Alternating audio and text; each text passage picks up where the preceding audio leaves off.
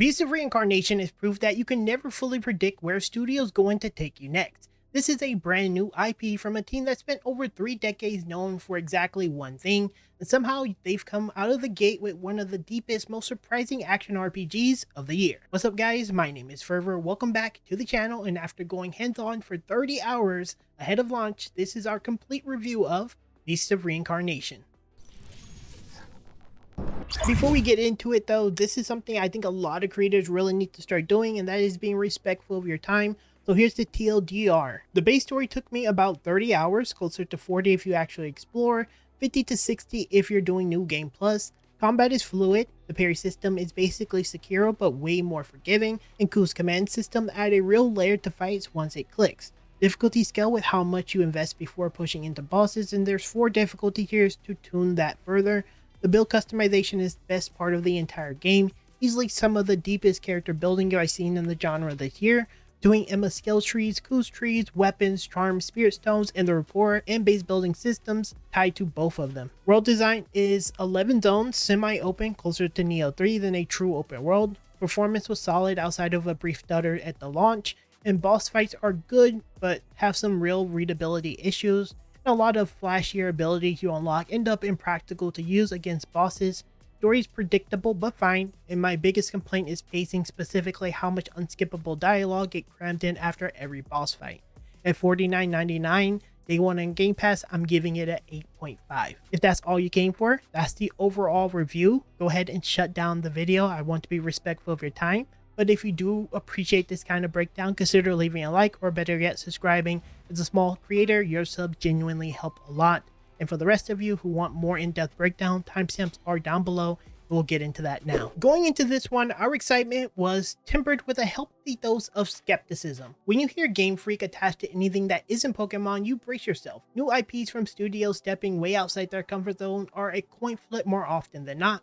After finishing the main story in about 30 hours and knowing I left content on the table that could have pushed it closer to 40, I can say Beast of Reincarnation earned that optimism. It's not a flawless game, it's not going to unseat the best of the genre, but it does something that a lot of games this year haven't managed. It nails its core identity, and it does it with a level of depth that I don't think most players are going to give it credit for going in. Let's start with the scope, because it matters for setting expectations.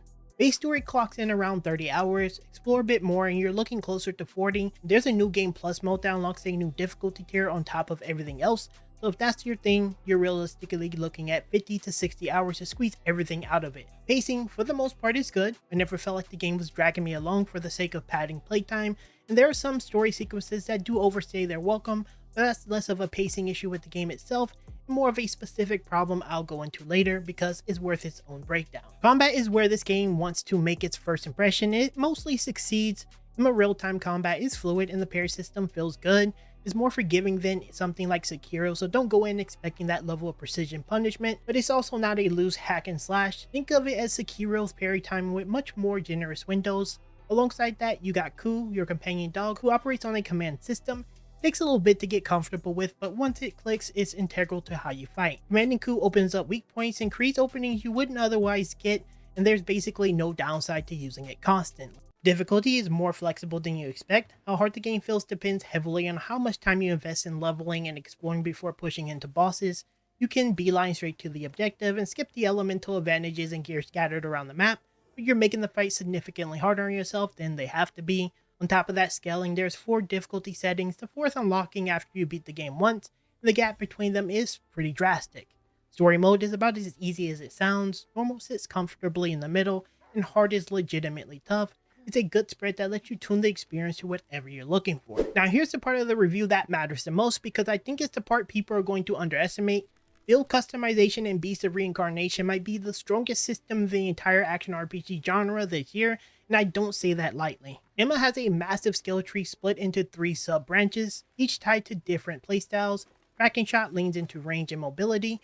Air is more of a hybrid control style, letting her slam down with her hair to disable enemies, and Entanglement Overdrive is built around slowing time and refilling her entanglement meter through aggressive attacking. What makes this tree special is that these branches interconnect. Invest in both Hair and Entanglement Overdrive, and you unlock an ultimate ability called Entangled Thunder, which activates her Overdrive mode, slowing time so you can attack freely, and then sprout vines on enemies to lock them in place, before striking them with lightning. That's the kind of payoff this tree is built around, combinations that reward committing to specific paths rather than spreading points thin. Underneath both of these trees sit 3 overarching attributes shared by Emma and Koo alike: Fluorescence, which govern crit related stats, Vitality, which is health, and Strength, which covers defense and attack power.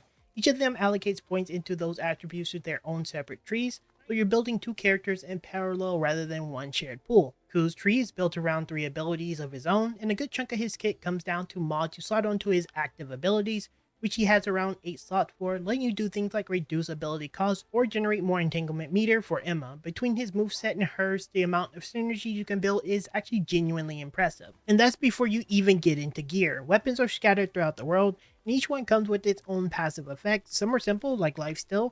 Others get a lot more creative, like a sword I picked up that called down lightning strikes with every attack.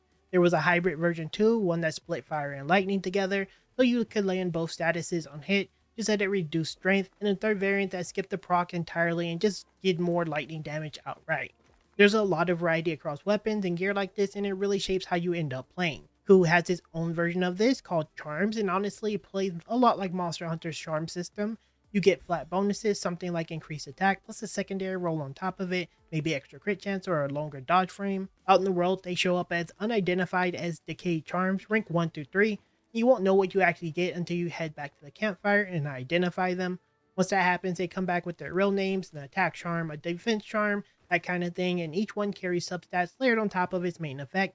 Some of those substats can flat out modify Koo's abilities or tack on entirely new effects on how his attack behaves. Emma has her own version of this through armor. Each piece has resistance, an armor value, and detection rating that determines how easily enemies spot you if you're trying to sneak around, which is tied to how heavy the piece is. Armor also comes with slots, up to 6 on the best pieces, and that's where Spirit Stones come in, passive effects that typically kick in the moment combat starts. Like Koo's charm, Spirit Stones come out of the world unidentified. The difference is you already know their general power tier on pickup. They're labeled as small, medium, or large right away, and what a campfire actually reveals is the specific affixes and how strong the roll is.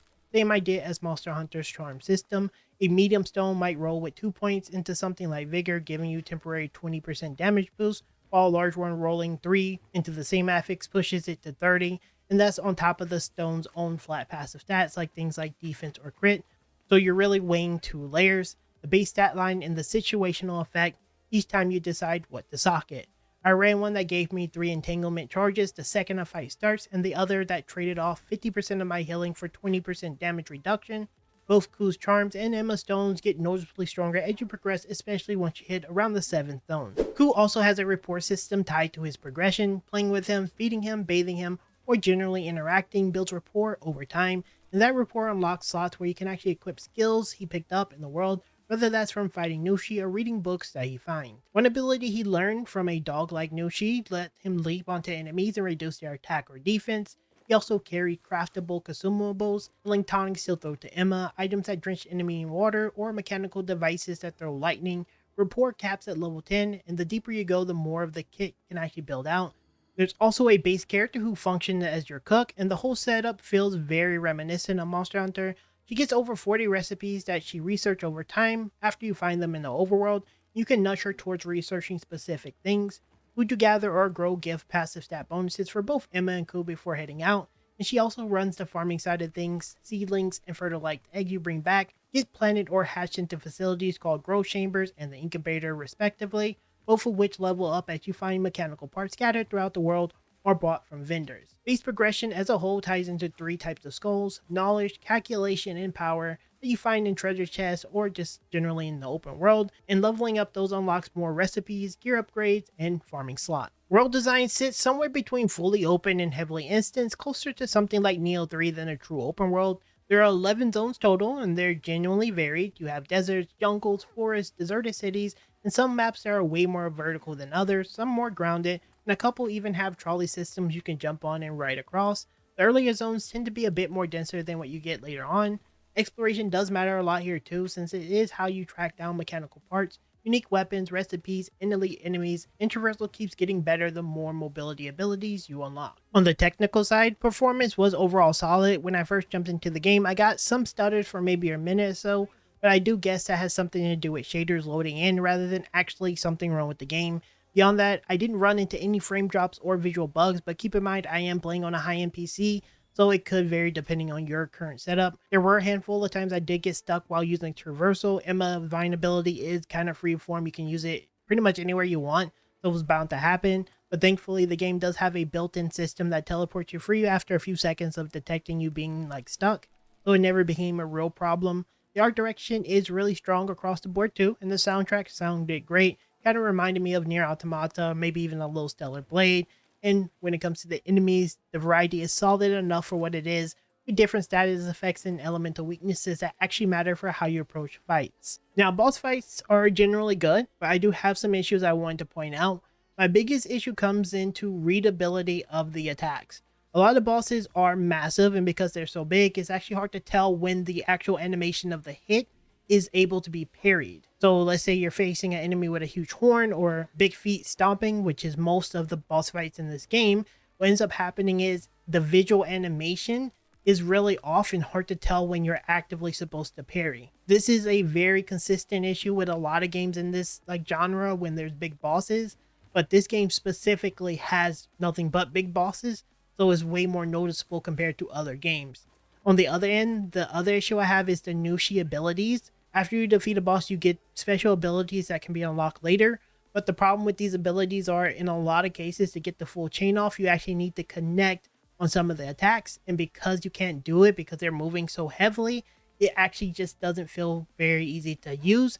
And the more bigger issue with this that I really want to point out is it feels easier to just use something like the overdrive mode, where you use those same entanglement bars that you would have used for, the big payoff, to just use it there to be more consistent. I'm not really sure what the solution to this is. Maybe give the bosses a little bit more downtime between their attacks, because you will run into a boss that just constantly runs and it just feels really incredibly bad to play. Outside of those two things though, the boss roster is pretty varied. You had aerial types, ground bruisers, fast mobile ones, each with their own weaknesses, and the vast majority of them felt pretty fair outside of just their hitboxes being weird. Now, keep in mind, when it comes to the story, this is a spoiler-free review, but I do want to talk about it. Personally, I'm not a generally emotionally invested player when it comes to stories. If you're a regular watcher of this channel, you know I don't care about stories in this game or any game, so take this with a grain of salt.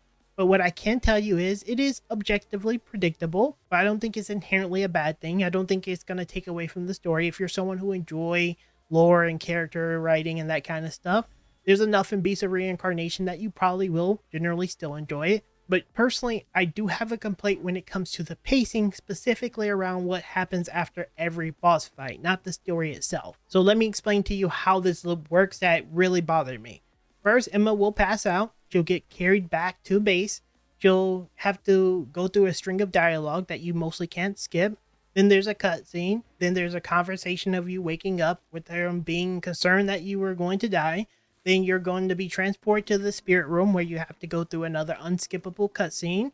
Then you have to walk around the camp, maybe make some preparations, and then you get transported to the next area, so you have to go to sleep. So there's another cutscene where you're walking into the area that's unskippable, and then before you go into the actual mission zone, you have to talk to the guy at the front to get debriefed by him. And then after you have that unskippable dialogue, you have to wait until the girl inside the camp, that I'm not going to name because I don't want to spoil the story, has to give you a briefing on how to be careful because she wants to make sure you come back. And then it creates this 15 to 30 minute experience where you're actively playing the game, having these high highs, and you're actively having fun. And then you have these low lows of 15 to 30 minutes of story dump that you may or may not care about. Everywhere else though, the game is just firing on all cylinders. Combat, the customization, world design, exploration, base building, it all lands. It doesn't overstay its welcome either. You're looking at 30 to 40 hours for the main story, more if the new game plus is your thing, and honestly, a year packed with releases, having a focused single player action RPG with this much depth is actually pretty solid all around. And there you have it. That's our complete thoughts on Beast of Reincarnation. It's ambitious, it's deep, you got a level of build customization that I don't think a lot of people are ready for.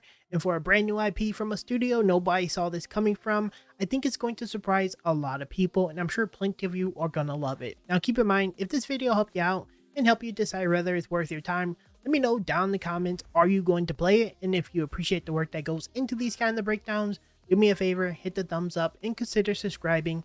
My name is Fervor. Thank you so much for watching, and I'll see you in the next one very soon.